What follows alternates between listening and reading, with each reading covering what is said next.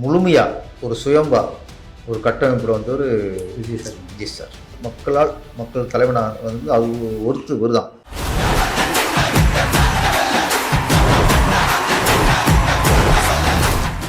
Mass okay. இப்போ வந்து முதலமைச்சர் ஆகிட்டார். ஓகே. முதலமைச்சர் ஆகிட்டாங்க போது மாசுங்கிறத மாஸ் அப்படிங்கிறத மாண்பு கொஞ்சம் முக்கியம். விஜய் சார் வந்து சினிமாவுக்கு என்னென்னலாம் நல்லது பண்ணணும்னு நீங்கள் எதிர்பார்க்க? சினிமா ஒரு சில காலமாக ஒரு ஃப்ரீடம் இல்லை. ஓகே. சினிமாவோட சூழ்நிலையும் சரியில்லை. தயாரிப்பாளர்கள் அவங்க சுதந்திரம் வேணும். எல்லா சுதந்திரமும் தேட்டர் ஓனர்களுக்கு வேணும். யாரோட கட்டுப்பாடு நிமிஷமாக இருக்கக்கூடாது. முதலமைச்சருக்கு பதவி சாதாரண பதவி தான். அதுக்கான போராட்டங்கள்லாம் ஒவ்வொருத்தர் கடந்து வந்தவங்கலாம் எவ்வளோ போட்டிருக்காங்க. அண்ணாவாக இருக்கட்டும், அடுத்து கலைஞராக இருக்கட்டும், அடுத்து புரட்சித்தலைவர் எம்ஜிஆராக இருக்கட்டும், ஜெயலலிதாமாவாக இருக்கட்டும், ஸ்டாலினே அந்த அரசியலில் உட்கார்றதுக்கு எத்தனை வருஷம் எத்தனை காலம் போராட்டம். இவ்வளோ வசதி வாய்ப்புகள் இருந்தும் எல்லாத்தையும் விட்டுட்டு மக்கள் சேவைக்காக வந்து இன்றைக்கி முதல்வராக ஜெயிச்சிருக்காரு. இது வந்து மக்கள் சேவை செய்ய நினைக்கிற எல்லாருக்கும் இது வந்து முன்னுதாரணமாக இருக்குமா? சேவைங்கிறது முன்னுதாரணம் பின்னுதாரணம் இல்லை, அது பிளட்டில் இருக்கணும். அதே மாதிரி கடந்த ஆட்சி மேலே வந்து வைக்கப்பட்ட பெரிய விமர்சனம் என்னென்னா போதை கலாச்சாரம் ஒரு பக்கம், இன்னொரு பக்கம் பெண்கள் மீதான பாலியல் வன்முறை. இது ரெண்டையுமே விஜய் சார் முக்கியமாக கையில் எடுத்திருக்காரு. இதை அவரால் முழுமையாக செயல்படுத்த முடியும்னு நம்புறீங்க? இல்லை, அப்படி முடியும். ஜெயலலிதா ஆட்சியில் தான் ரெவல்யூஷன் ஒழிக்கப்பட்டது. ஆனால் இவங்க இங்கே இவங்க என்கவுண்டர் போட்டாங்க, நம்ம கேள்விப்பட்டு. இது ஆம்ஸ்டாங். அதுதான் நம்ம விஜய் சார்கிட்ட இந்த வருஷத்தில் நீங்கள் ஜெயலலிதாமாவை ஃபாலோ 1000 கோடி ஊழல், 2000 கோடி ஊழல்னா எவ்வளோ ஒரு ஈஸியாக போச்சு. இன்னைக்கு லட்சங்கிறது தான் மதிப்பீடு இல்லை. அதை நம்ம வந்து மொத்தமாக நீங்கள் அப்படியே தியாகிகளெல்லாம் இருக்க முடியாது. சம்பாதிங்க, கொள்ளடிக்க. பிரைம் 9 டாக்கீஸ் நேயர்களுக்கு வணக்கம். நான் காவேரி மாணிக்கம். என்னோட இந்த நிகழ்ச்சியில் இயக்குனர் பேரரசு சார் இருக்காங்க. வணக்கம் சார்.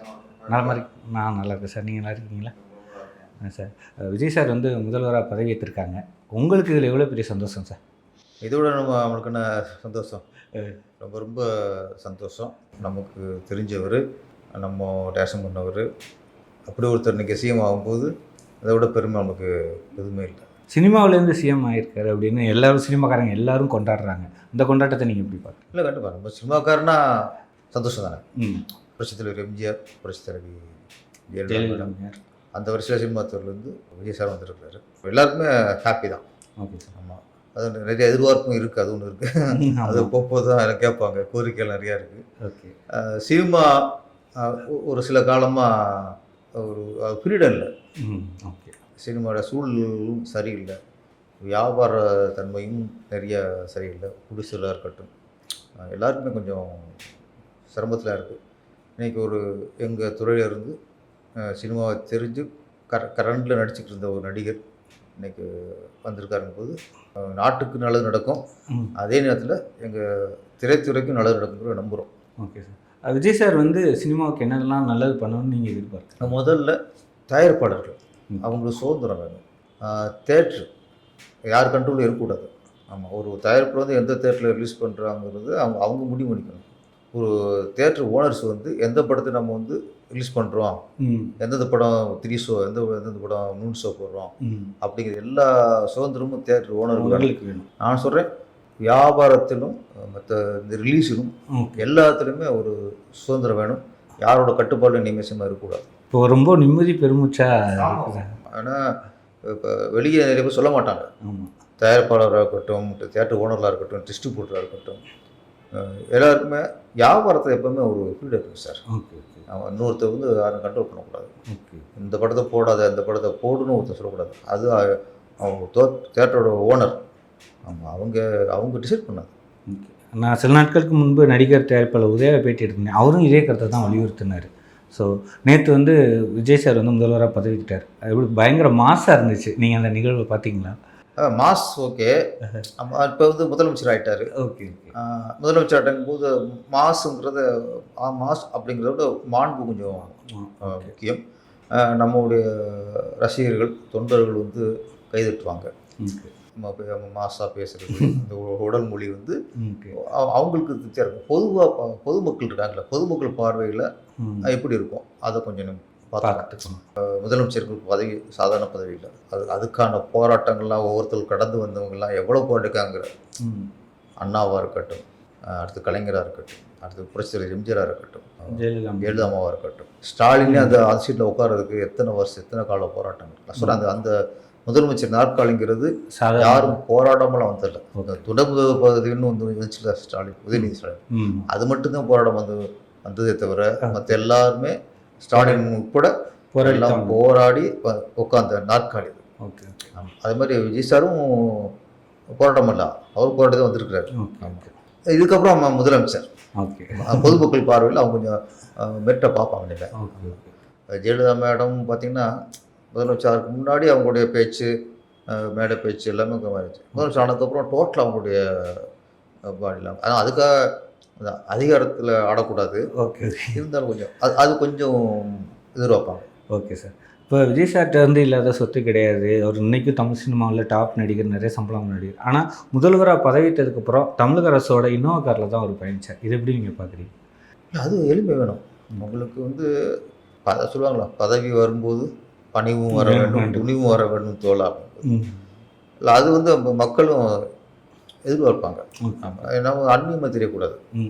முதலமைச்சர் அப்படிங்கிறது அது மக்களால் விரும்பப்பட்ட, மக்கள் செல்வாக்கள் வந்திருக்காரு. சும்மா வேறு பேக்ரவுண்டு, பின்புலம், ஒரு அரசியல் ஏற்கனவே உருவான அரசியல் கட்சியிலிருந்து அப்படியே பாரம்பரியமாக அந்த ஓட்டு வங்கியை வச்சுட்டு வந்ததுலாம் இல்லை. அது காலங்காலம் இதை நடந்துக்கிட்டு இருக்கு. உங்களுக்கு அண்ணாவை தவிர அதுக்கடுத்து வந்த எல்லாருமே அந்த ஓட்டு வங்கியை வச்சு தான் வந்தாங்க. எம்ஜிஆர் வந்து பிரிஞ்சாலும் அவருக்குன்னு ஒரு ஓட்டு. ஜெயலலிதா வந்து ஏற்கனவே எம்ஜிஆர் உருவாக்குன அதிமுக, அதை அப்படியே யூஸ் பண்ணிட்டாங்க. ஏற்கனவே கட்டமைக்கப்பட்ட அதை நிறைய பேர் யூஸ் பண்ணால் இது வரைக்கும் முதல்வர் வந்தாங்க. நான் சொல்றது அண்ணாவை தவிர. அதுக்கடுத்து முழுமையாக ஒரு சுயம்பா ஒரு கட்டமைப்பில் வந்தவர் விஜய் சார். மக்கள் தலைவனாக வந்து அது ஒருத்து வருதான், எந்த பின்புலமும் இல்லை. ஒரே ஒரு பின்புலம் திரைப்படம். இருந்தாலும் திரைப்படத்தில் எத்தனை வந்திருக்காங்க, யார் ஏற்றுக்கிட்டா? அது ஒன்று இருக்குல்ல, ஈஸியாக சினிமா கவர்ச்சி தானே. இதுக்கு முன்னாடி எத்தனை பேர் வந்திருக்காங்க? சமீபத்திய உதாரணம் கமல் சார். கமல் சார், ஆமாம், அவர்லாம் ஒரு மக்கள் யாரும் ஏற்றுக்கல, அவரே தோற்று போயிட்டார். விஜயகாந்த் சாருக்குன்னு இருந்துச்சு, அவர் கட்சி மேக்சிமம் எதிர்கட்சி தலைவர். அது எப்படி வந்தார்? ஏடிஎம்கே கூட்டணி, இப்படி தனியாக வரல. அவர் தனியாக வந்து ஒரு சீட்டு தான் ஜெயிச்சார். நீங்கள் அப்படி பார்க்கும்போது எம்ஜிஆருக்கு அப்புறம் அதே அளவு புகழ், பேர், அந்த பலம் அப்படிங்கிறது எம்ஜிஆருக்கு பிறகு விஜய் சார் தான். ஓகே. விஜயகாந்த் சொல்லுவாங்க, விஜயகாந்த் வந்து ஒரு தனித்தினெலாம் அவ்வளோ விட்டு அடையலை. இவ்வளோ வசதி வாய்ப்புகள் இருந்தும் எல்லாத்தையும் விட்டுட்டு மக்கள் சேவைக்காக வந்து இன்றைக்கி முதல்வராக ஜெயிச்சிருக்காரு.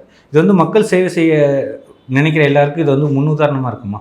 சேவைங்கிறது முன்னுதாரணம் பின்னுதாரணம் இல்லை, அது பிளட்டில் இருக்கணும். ஓகே. அது உணர்வுபூர்வமானது. நீங்கள் வந்து இவர் மாதிரி நான் பண்ணுறேன்னா பண்ண முடியாது. ஓகே. ஆமாம், அது எனக்குள்ளே இருந்தால் தான். அப்போ எம்ஜிஆர் மாதிரி நான் அப்படின்னா அந்த ஒரு எண்ணம் அது கொஞ்சம் நம்ம பிளட்டில் நமக்குள்ளே இருக்கணும்.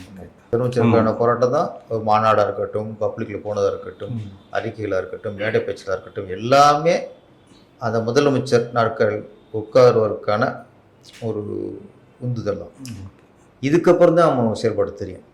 அவன் செயல் வந்து இது வரைக்கும் செயல்படுறதுக்கான உரிமையை நீ கொடுத்துருக்கிய. ஆமாம், அதானே? ஆமாம். அப்போ நீ செயல்பாடுகள் வந்து நம்ம உடனே எல்லாத்தையும் சொல்லிட முடியாது, போக தெரியும். ஓகே. தன்னோட தேர்தல் அறிக்கையில் சொன்ன மாதிரியே முதல் கையெழுத்து வந்து 200 யூனிட் மின்சாரம் வந்து இலவசம் அப்படின்னு முதல் கையெழுத்து போட்டிருக்காரு. இதை நீங்கள் எப்படி பார்க்குறீங்க? நல்ல விஷயம் தான், நல்ல விஷயம். நான் போன பீரியடில் கொஞ்சம் குழப்பம் இருந்துச்சு. ஓகே. ஏன்னா 100 யூனிட்டு ஃப்ரீனாங்க, அப்புறம் மாதம் கணக்கெடுப்புனாங்க, அப்புறம் 2 மாதத்துக்கு ஒரு தான் கணக்கெடுப்பு இருந்துச்சு. அந்த மாதம் கணக்கெடுப்புங்கிறது வரல. மாதம் கணக்கெடுத்து அதில் 100 யூனிட்டு ஃப்ரீங்கிறது ஓகே. 2 மாதத்துலங்கும்போது அப்போ என்னாகும், 200 யூனிட் ஃப்ரீ தான் கொடுக்கணும். அதை கிளியர் பண்ணல அவங்க. ஓகே சார், ஒரு மாதத்துக்கு ஒரு கணக்கெடுக்கணும்னா 100 நீங்கள், அப்புறம் 2 மாதத்துக்கு கணக்கெடுக்கிறது 200 வரணும். அப்போ 200 வரணும். ஆமாம், அது கிளாரிட்டி இல்லை. ஆனால் இதில் கிளாரிட்டி இருக்குது. Okay okay. இப்போ ரெண்டு வந்து நான் இதுலேயும் வந்து முதல்ல மாதம் இன்னும் 200 யூனிட் மின்சாரம் இலவசம்னு சொல்லிட்டு இப்போ 2 மாதத்துக்கு ஒரு தடவை. உங்களுக்கு கணக்கு ஒன்று தான். ஓகே கணக்கு வாழைப்பழ கணக்கு பாருங்க. ஓகே. ரெண்டு ஒன்று தான். அவங்க வந்து 100 யூனிட் மாதம் கணக்கெடுப்பு எடுக்கல அவங்க. ஓகே. 2 மாதத்துக்குள்ள எடுக்கும்போது 100 கணக்கில் வராது. ஆனால் இது கிளாரிட்டி அப்படின்னா 2 மாதத்துக்குள்ள கணக்கு எடுப்போம். ஓகே, அவர் போய் சொல்லல, ஸ்ட்ரைட்டாக சொல்லிட்டாங்க, ஆமாம் எடுப்போம். ஓகே. 200 யூனிட்டு ஃப்ரீ, அதுவும் ஓகே. அந்த கணக்கு தான் வருது, ஆனால் உங்களுக்கு கிளாரிட்டி கிடச்சிருக்கு, அவ்வளோதான், வேறு ஒன்றும் இல்லை. ஓகே. அதே மாதிரி கடந்த ஆட்சி மேலே வந்து வைக்கப்பட்ட பெரிய விமர்சனம் என்னென்னா, போதை கலாச்சாரம் ஒரு பக்கம், இன்னொரு பக்கம் பெண்கள் மீதான பாலியல் வன்முறை, இது ரெண்டையுமே விஜய் சார் முக்கியமாக கையில் எடுத்திருக்காரு. இதை அவரால் முழுமையாக செயல்படுத்த முடியும்னு நம்புறீங்க? இல்லை, அப்படி முடியும். நம்ம வந்து காவல்துறையை, நீங்கள் காவல்துறைக்கு நீங்கள் அவங்களுக்கு சுதந்திரம் கொடுத்துடணும்.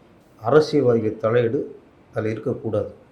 முதல்ல சிலது சிபாரிசு அப்படிங்கிறது ஓகே. ஆனால் ஒரு குற்றவாளிக்கு துணையாக ஒரு அரசியல் போனான்னா நீங்கள் நாடு நாசமாக போயிடும். ஒரு குற்றவாளிங்கிறது அவன் குற்றவாளி தான். திருட்டு குற்றம் பண்ணுறானா, பொண்ணை கற்பழிச்சானா, கொள்ளை அடித்தானா, கொலை பண்ணானா, கொலை குற்றவாளி தான். நீங்கள் அவனை போய் அரசியலை பார்த்துட்டு எங்கள் கட்சிக்காரன் அவன் பார்த்தீங்கன்னா முடிஞ்சு வச்சு சார். ஜெயலலிதா வந்து ஃப்ரீடம் கொடுத்தாங்க. ஆமாம், அதனால் பாரு, ஜெயலலிதா ஆட்சியில் தான் ரெவல்யூஷன்லாம் ஒழிக்கப்பட்டது. என்கவுண்டரில் கடைசி என்கவுண்டர் போட்டு தந்தது அந்த அம்மா தான், ரெவடிங்கில். ஆனால் இவங்க என்கவுண்டர் போட்டாங்க, நம்ம கேள்விப்பட்டு. இது ஆம்ஸ்டாங் கையில் இருக்கவனை இவங்க 10-20 போலீஸ் கூட்டி போறிய, அவனை போய் என்கவுண்டர் போறிய, பிடிவிட்டான். உங்கள் கண்ட்ரோலாக இருக்கான், ஒரு இடத்துக்கு கூட்டி போகிறாங்க, இந்த இடத்த காட்ட போகிறோம்ட்டு.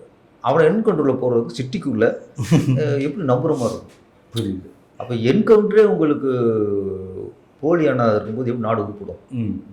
என்னை பொறுத்த வரைக்கும் இந்த விஷயத்தில் நீங்கள் ஜெயலலிதாவை விஜய் சார் ஃபாலோ பண்ணணும். ஓகே. ஆமாம், காவல்துறைக்கு நீங்கள் முழு சுதந்திரம் கொடுத்துருங்க.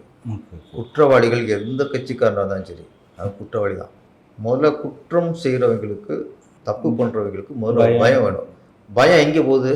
நம்ம பண்ணால் ஒன்றும் பண்ண முடியாது, நமக்கு மேலே ஆள் இருக்குது, போலீஸ் ஆள் இருக்குது, அரசியல்வாதி எம்எல்ஏ இருக்கான், வாரியம் இருக்கான், அப்படிங்கும்போது பயம் வரும். அந்த பயத்தை இந்த ஆட்சி உண்டாக்கணும். அதுதான் நான் விஜய் சார்கிட்ட இந்த வருஷத்தில் நீங்கள் ஜெயலலிதாவை ஃபாலோ பண்ணணும்.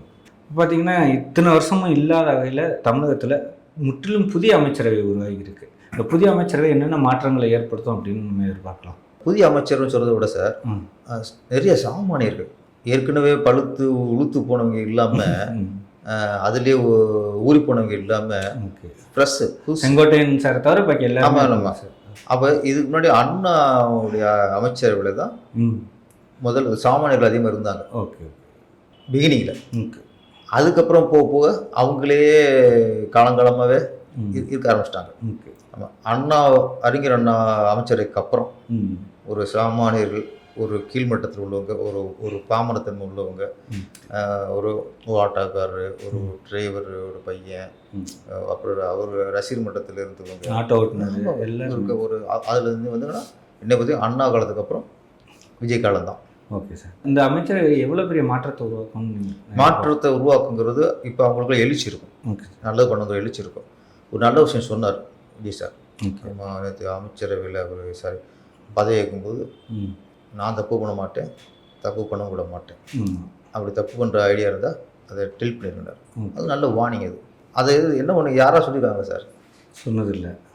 சொல்லுங்கள், நீங்கள் வந்து மக்களுக்கு முன்னாடி ஒரு உறுதிமொழி, நாங்கள் ஊழல் பண்ண மாட்டோம், லஞ்சம் பண்ண மாட்டோம், மக்கள் வரி பண்ணதை கை வைக்க மாட்டோம், நாங்கள் நேர்மை ஆட்சி கொடுப்போம். நீங்கள் மற்றதெல்லாம் உறுதிமொழியில் இருக்குல்ல, உறுதிமொழி இப்போதைக்கு வர வேண்டியது அந்த வாசத்தை மாற்றணும் சார். ஓகே, நாங்கள் இதாக இருப்பேன், அப்படி இருப்பேன், இது இருப்பேன்.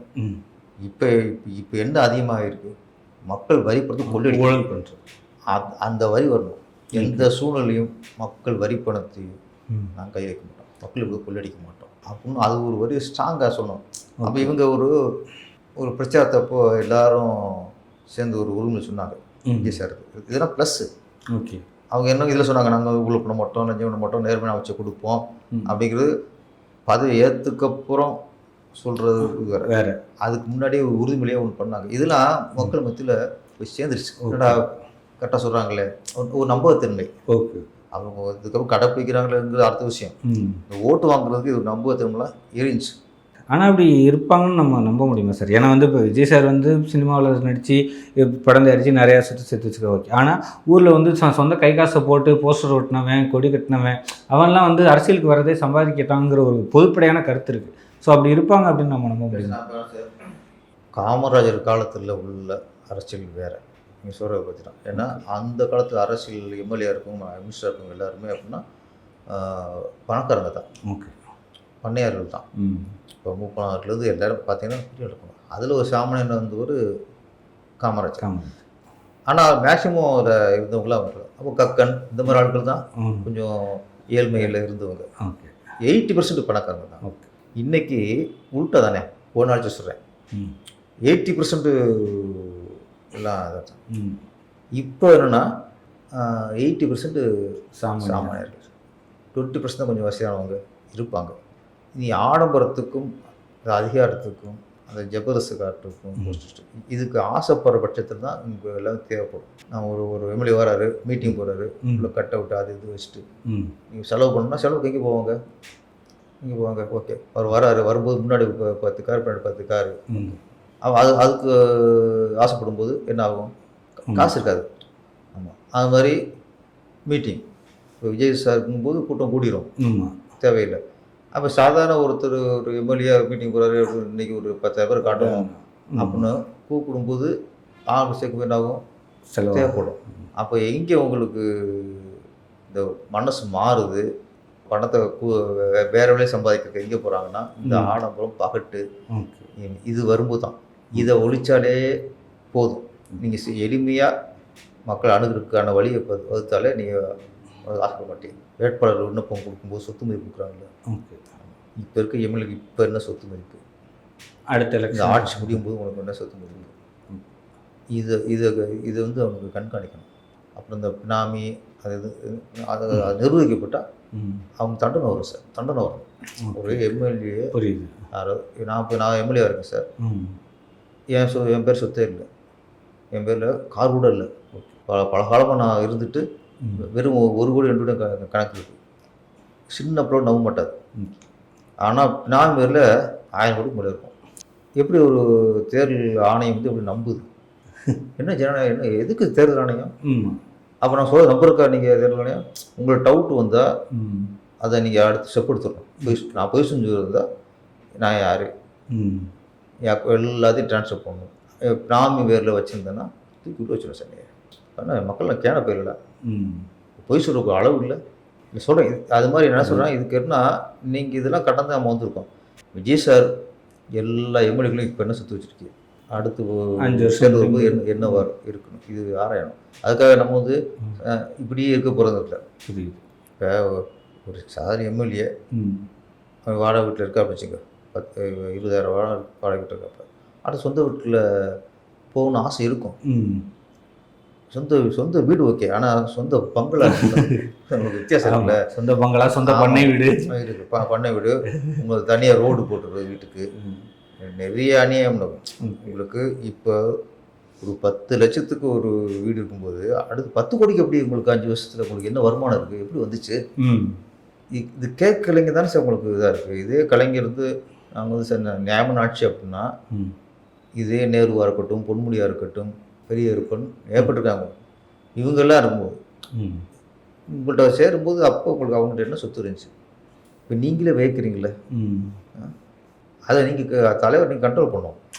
மக்கள்ன்ட்டு மக்கள் ஏமாற்றிட்டே இருந்துருக்கீங்க. இந்த தேர்தலில் சொத்து பதிவு காட்டினாங்கல்ல, கூடவோ குறையவோ சினிமாக்காரங்க தான் சார் ஒரு நம்புற மாதிரி காட்டியிருக்காங்க. நீங்கள் விஜய் சார் காட்டினார், அவர் எத்தனை கோடி, ஆனால் அவர் 500-600 கோடிக்கு மேலே அவர் காட்டியிருக்காரு. கையிருப்பு 20,000-30,000 சொல்லுவார். ஆனால் விஜய் சார் வந்து அப்பாவுக்கு கடன் கொடுத்தேன், பையனுக்கு கடன் இருக்குது. ஆனால் உங்களுக்கு சோத்துக்குள்ளே ஒரு தக்காளியை மறைச்சிருக்கலாம், ஒரு கத்திரிக்காயை மறைச்சிருக்கலாம், மறைக்காம இருக்க முடியாது. ஆனால் முழு பூசணிக்காயை சோத்துக்குள்ள மறைக்கலாம்.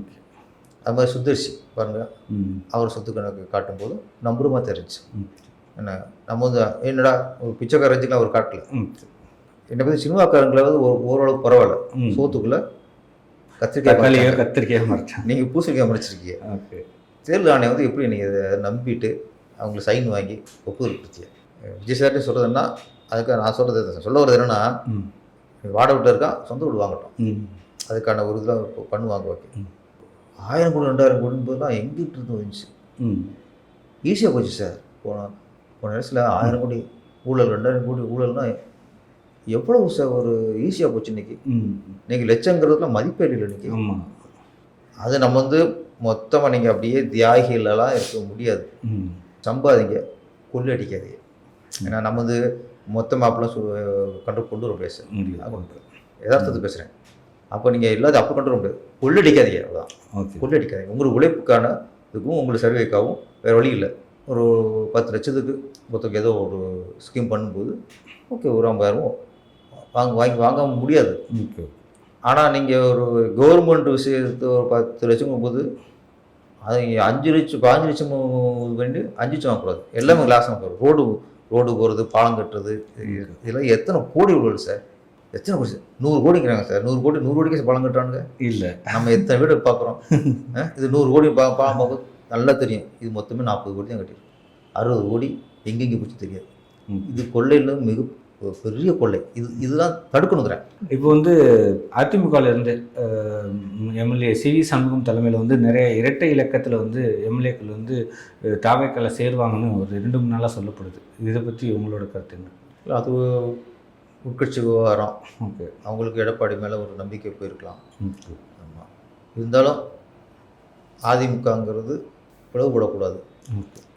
எம்ஜிஆர் உருவாக்கின கட்சி. இவங்க எங்கே தப்பு பண்ணிட்டாங்கன்னா, இவங்க ஆரம்பத்துலேருந்தே ஜெயலலிதா பேர்லேருந்து எம்ஜிஆரை ஓரம் கட்டிட்டாங்க. உங்களுக்கு திமுக வந்து இன்னும் தம்பிடிச்சிட்டு நிற்கிறது காரணம், இது வரைக்கும் அவங்க கலைஞரை ஒதுக்கி கலைஞரத்தை முன்னிறுத்துறாங்க. இன்ன வரைக்கும் அண்ணா பிரசிடென்ட் தான் இருக்காங்க. அண்ணா, கலைஞர் அப்பப்போ பெரியார் எடுத்துக்குவாங்க. சமயம் வரும்போது பெரியார் எடுத்துக்குவாங்க. பெரிய தலைவர்களை உருவாக்கின தலைவர்களை அவங்க முன்னிறுத்துறது இது வரைக்கும் தயங்கலை. அதனால தான் உங்களுக்கு இவ்வளவுலாம் எதிர்ப்புகள் இருந்து பல தோல்விகளை சந்தித்தும் இன்றைக்கி திமுகங்கிறது இன்றைக்கும் இருக்குன்னா, அவர்கள் இந்த கட்சியை உருவாக்குனவர்களை முன்னோடிகளை மறக்காமல் முன்னிறுத்துகிறாங்க. ஏடிஎம்கே என்ன பண்ணுறீங்க? நீங்கள் ஏடிஎம்கேனா எம்ஜிஆர் கட்சி சேர்ந்து எம்ஜிஆர் தான் ஏடிஎம்கே. அதில் இருந்தது வந்தவங்க தான் ஜெயலலிதா அம்மா. ஆமாம். அவங்க என்ன பண்ணாங்க? எம்ஜிஆர் பேர் சொல்கிறதே இல்லை. எம்ஜிஆர் ஃபோட்டோ வைக்கிறது இல்லை. அவங்க ஆட்சியில் தான் எம்ஜிஆர் ஈட்டடி பண்ணப்பட்டது. ஏன்னா 1000 காரணம் இருக்கலாம். ஓகே, நம்ம ஜெயலலிதா இனிமேல் ஏடிஎம்கேன்னா நம்ம பேர் ஞாபகத்துக்கு வரணும். திருப்பி எம்ஜிஆர் ஞாபகப்படுத்தியிருந்தா நம்ம பேர்லாம் போகிறேன். நான் சும்மா யூத்தில் சொல்கிறேன், இருக்கலாம். ஓகே, அவங்க ஓகே. ஏன்னா அவங்களும் மக்கள் செல்வாக்குள்ள ஒரு தலைவர் அவங்க. அப்போ ஏற்கனவே எம்ஜிஆர் ஐடென்டி பண்ணலாம். நீங்கள் யார்? இப்போ ஒரு எம்ஜிஆரா நீங்கள்? ஜெயலலிதா நீங்கள்? இல்லை. நான் என்ன சொல்லிடுவேன், எம்ஜிஆரால் தான் அதிமுக, அடுத்து ஜெயலலிதா தான் அதிமுக காப்பாற்றப்பட்டது பண்ணுறது. ஆனால் எடப்பாடியால் தான் அதிமுகவா? இல்லை, அதிமுகவில் தான் எடப்பாடி. டிஃப்ரெண்ட் இருக்கா? எம்ஜிஆரால் தான் அதிமுக, அதிமுகனால தான் எடப்பாடி. நம்ம நிலையை புரிஞ்சுக்கணும். அதுக்கு தகுந்த மாதிரி கொஞ்சம் நம்ம ஸ்டெப்பு எடுத்துக்கணும். நீங்கள் என்ன பண்ணிட்டியே, எம்ஜிஆர் பேரையே சொல்கிறது இல்லை. இப்போ அம்மா பெருமை விட்டாங்க. இப்போ நீங்கள் திருப்பி இப்போ சொல்கிறேன், நீங்கள் ஒன்றிணைஞ்சு நீங்கள் எம்ஜிஆரை முன்னிறுத்துங்க, திருப்பி பலம் வரும். நீங்கள் எம்ஜிஆர்லாம் அது இல்லாமல் நீங்கள் திருப்பி நம்ம தான்னா வராது. அப்போ எம்ஜிஆர் முன்னிறுத்தினா அதிமுக ஆட்சிக்கு வந்துடும். இங்கே சார் எப்பவுமே நன்றின்னு ஒன்று சார். புரியுது. ஆனால் இந்த காலத்து இளைஞர்களுக்கு எம்ஜிஆர் யாருன்னே தெரியாது சார். ஏற்கனவே ஓட்டு போட்டேன்னு போடல. ஏன் போடல? இப்போ அந்த இளைஞர்கள் வந்து ஓட்டுக்கு வந்து பூரா விஜய்க்கு போட்டாங்க. இவங்க ஏடிஎம்கே தான் போடுவாங்கன்னு நிச்சயம். திமுகவும் போட்டுக்கலாம். ஏற்கனவே அந்த ஓட்டு வைக்க எப்படி உங்களுக்கு கரைஞ்சது? எம்ஜிஆருடைய விசுவாசிகள் அதிமுக மேலே ஈரோடு உள்ளதான் ஓட்டு போட்டான். அந்த ஓட்டு வைக்க இப்போ எப்படி குறைஞ்சி உங்களுக்கு ஆன்சரே உங்களுக்கு சார் ஒன்று சொல்லும் போதே எங்களுக்கு நம்பிக்கை வரும் சார். அங்கேயே கலைஞர்னு எல்லாத்துக்கும் கலைஞர் பேர் வைக்கிறது, கலைஞர் செலவு வைக்கிறது, தெரு பேர் சொல்கிறது. என்னன்னா அந்த தொண்டர்களையும் அங்கே நம்புனவங்களையும் உற்சாகப்படுத்துறது, நாங்கள் உங்களுக்கு விசுவாசம் உங்களுக்கு காட்டிக்கிறது. நீ யாராவது எம்ஜிஆர் விசுவாசம் உங்களுக்கு சொல்ல முடியுமா? ஜெயலலிதா விசுவாசம் யாராவது மக்கள் நினைப்பாங்களா? நினைக்க மாட்டாங்க. எப்படி போகுது அது? நீங்கள் அவங்களை யூஸ் பண்ணாத வரைக்கும் போயிட்டு தான் சார் இருக்கும். இது வந்து ஏடிஎம்கே வந்து கட்சிலாம் அழிஞ்சிடக்கூடாது, நம்ம திமுக அழிஞ்சிடக்கூடாது சொல்கிறேன். ஏன்னா உங்களுக்கு நீங்களே வலுவாக இருந்தால் தான் ஆளுங்கட்சி கரெக்டாக இருப்பாங்க. எதிர்கட்சி வலு இருந்துச்சுன்னா ஆளுங்கட்சிக்கு இப்படி யார் கேள்வி வைப்பா? அவங்களுக்கு எப்படி ஒரு ஒரு பயம் வரும். ம். எதிர்க்கட்சிகள் வலுவாக இருந்த பட்சத்தில் நாட்டுக்கு நல்லது. ஓகே. வலு இல்லாமல் ஒன்றும் இல்லாமல் போச்சுன்னா அவங்களுக்கு ஆளுச்சு நல்லது. ஒரே உதாரணம் செய்கிறேன். ம். 91 ராஜீவ்காந்தி இறந்த பீரியட். ஏடிஎம்கே காங்கிரஸ் கூட்டணி ஃபுல்லாக அவங்க ஜெயிக்கிறாங்க. ஒரே ஒரு சீட்டு தான் திமுக ஜெயிச்சது சட்டசபை தேர்தலில். ம். கலைஞர் மட்டும் ஜெயிக்கிறார். அப்போ சட்டசபைக்குள்ளே இவங்க தான் ஃபுல்லாக இருக்காங்க. வந்தால் கலைஞர் மட்டும் தான் உள்ள ஒரு ஆள் வரணும். வர முடியுமா? வர மாட்டாங்க. சட்டசபை வரவே இல்லை. ஒரு கடைசி வரைக்கும் 5 வருஷமா ம். அப்பப்போ கையெழுத்து போடுவார். அப்படியே வீட்டுக்கு போயிடுவார். அப்போ அந்த அந்த சீசனில் அந்த அம்மாவுடைய ஆட்டம் சர்வாதிகாரம் பயந்தாங்க சார். எல்லோரும் பயந்தாங்க. எப்படி ஏன்னா அவ்வளோ ஆளும் பேச முடியாது. பேசினா முடிஞ்சிச்சு. கஞ்சா கேஸ் அப்படிலாம் இருந்துச்சு. ஏன் இருந்துச்சு யோசிச்சு பாருங்க. ஏன் நம்ம ஏன் அவ்வளோ சரியாகிறோம்? வளர்க்கும் போது திரும்பணும். எதுக்கு இல்லை சார், எதுக்கு சுத்தமாக இல்லை. நாங்களாவது வலுவாக இருக்கும்னு சொல்கிறேன். எதுக்கு ஒன்று உள்ள இருக்கிறது தான் வலுவாக இருக்கிறது, இப்போ பழுவாக இருக்கிறது. அங்கே தான் நம்முடைய ஆணம். அதுக்கு அடுத்து மக்கள் ஒன்றாக 1995 96 மொத்தமாக அந்த அம்மாவே 2 தொகுதியிலேருந்து அந்த அம்மாவே தோத்துச்சு ஒரு தொகுதியில். Was out. ஆமாம். ஏன் சொல்கிறேன்னா உங்களுக்கு அப்படி இல்லைன்னா சர்வாதிகாரம் ஆயிரும். அது உதாரணம் 91 ஜெயலலிதா ஆட்சி தான். அதுக்கு அடுத்து வரும்போது கொஞ்சம் பர்கூர்லேயே அவங்க தோல்வி அடைஞ்சிட்டாங்க.